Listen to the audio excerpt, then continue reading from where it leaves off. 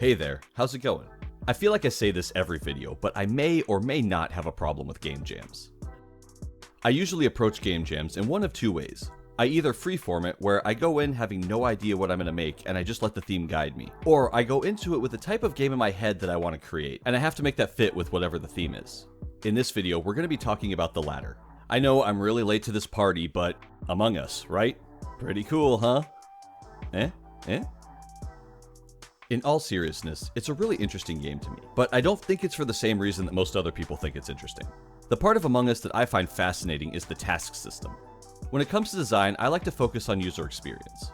In Among Us, while most people want to be the imposter, the task system gives the crewmates something to do, which is nice compared to games like Mafia or Werewolf, where the night/killing round is kind of abstracted to a choice while everybody has their eyes closed. So these tasks are something that the players will have to do over and over again. What makes the way they work in Among Us still bearable after countless games people have played? This was all running through my mind over the holidays, and I figured I would join a game jam and try to make a similar system myself. A friend and fellow Twitch streamer Curdle Games runs a game jam every month with his community. I've been wanting to join for a while now, but the timing has just never lined up. Usually their jams are around 3 days, but because this one took place over the holidays and New Year's, it has a 2-week time limit to allow for a more relaxed schedule to work on the game. So I joined the Curdle Jam number 9, and the theme that I have to make this mechanic work with is Worn Thin.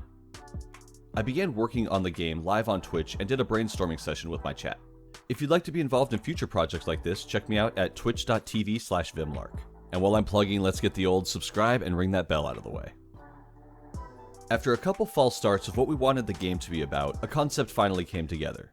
Instead of being on a spaceship, the player is on a submarine that's been damaged by a sea creature. They will have to run around to complete tasks or repairs to save the ship and themselves. They must do this within a certain time period because, wait for it, the air supply is wearing thin.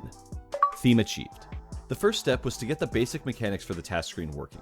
When the player moves within range of a task, they can press the spacebar or the on-screen button to activate it. When activated, a simple overlay will drop down with the task on it. You're presented a challenge to execute. Then when complete, the overlay will automatically close itself. I actually found this part not too tricky to set up. It's just a few objects that are parented together and then a motion tween to bring it in. I made 2 simple tasks as a proof of concept, and then I began trying to figure out the art. I didn't know what to make the main player character, so I opened a poll to my Twitch chat and they all voted for Red Panda.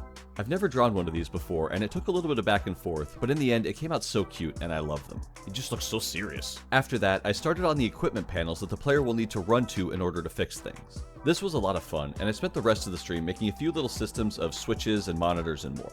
Then the holidays hit, and the progress slowed down quite a bit.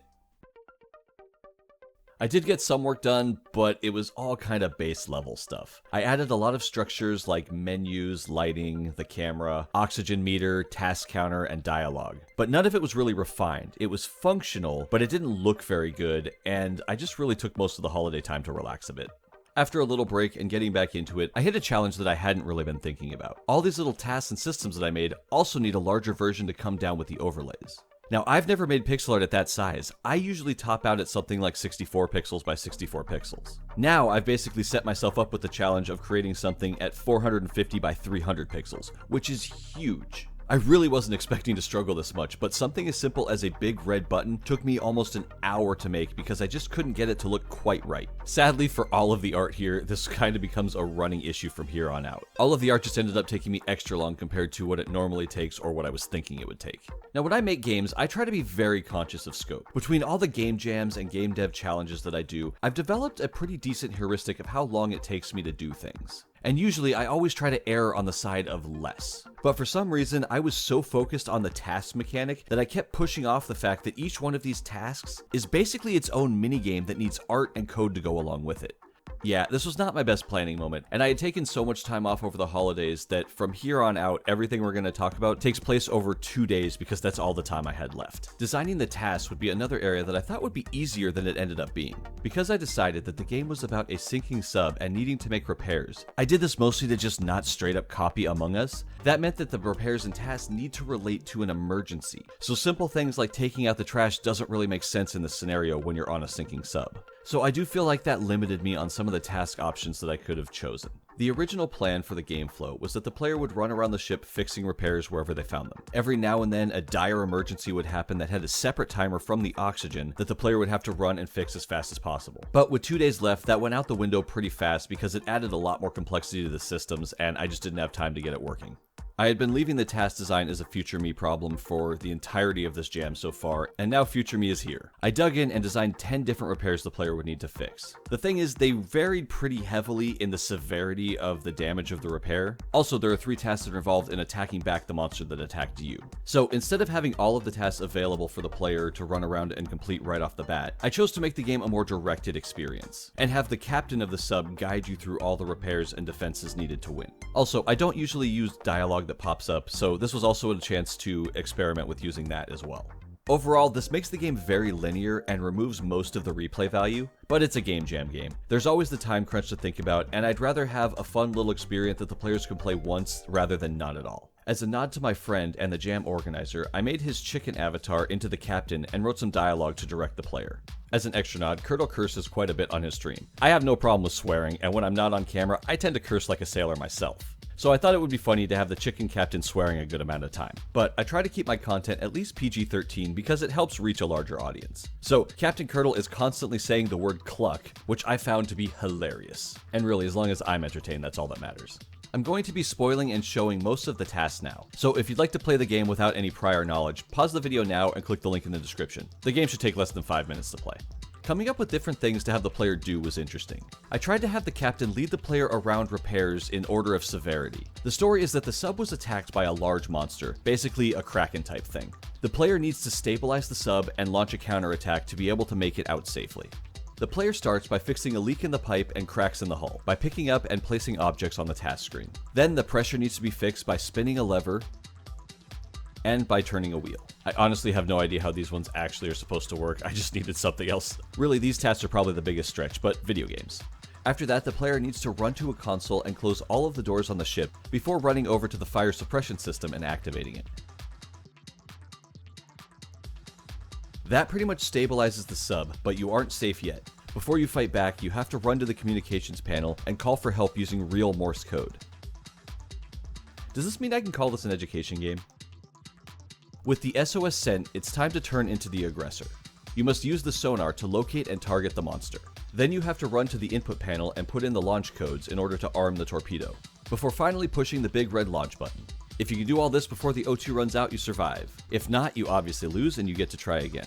On the last day, I was up all night grinding to try and get this done. The problem is nothing really seems urgent. You just run around and complete things. I was able to get some sound effects in, but no music, and overall, the whole thing just felt kinda eh. But I was able to get the game submitted to the jam before time ran out. It was just missing a lot of polish, and I really wasn't very happy with it. Kurtle played it on his stream, and he really enjoyed it. Everyone else seemed to really like it and said a lot of nice things, but I just wanted it to be a bit more.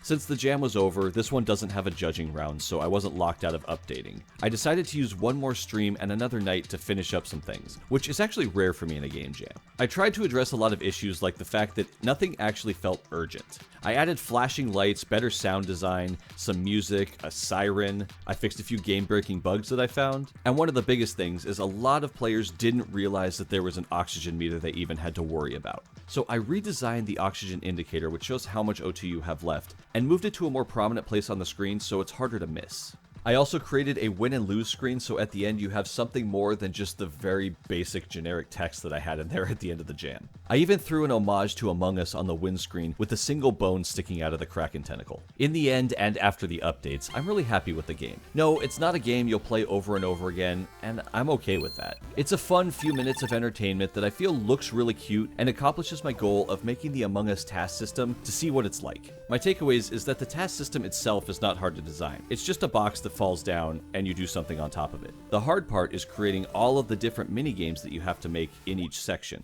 You basically have to think of each task as an extra mechanic for your game that has to be concepted, designed, coded, and implemented. It was actually a pretty good wake-up call because I thought, oh, how hard would that be to put together? Turns out, not incredibly hard, but time-consuming. I did really enjoy the experience of trying something I've never done before, though. And I do hope that you've enjoyed this look into how this fun little game came into being. Thank you all very much for watching. I would like to give an extra special thank you to my amazing patrons: Abby Sean, David Scott, Daniel Martin, Hunstrong, Nightfall, Kevin Halgap, Cormay, Liam Sorta, MLK, Motzi Makes, Nazar Salim, Salty Pretzel, Scott Hansen, Soapy Gnome, and Straight Up Gruntle. Your support is amazing and I greatly appreciate it. If you'd like to get in touch with me, one of the best ways is to stop by my livestream at twitch.tv/Vimlark. Or you can message me on Twitter or join the Discord with a lot of other really awesome people. If you've enjoyed this video, please give it a like and subscribe if you haven't. I hope you're all healthy and safe wherever you are. I'll talk with you next time. Have a good one. Later.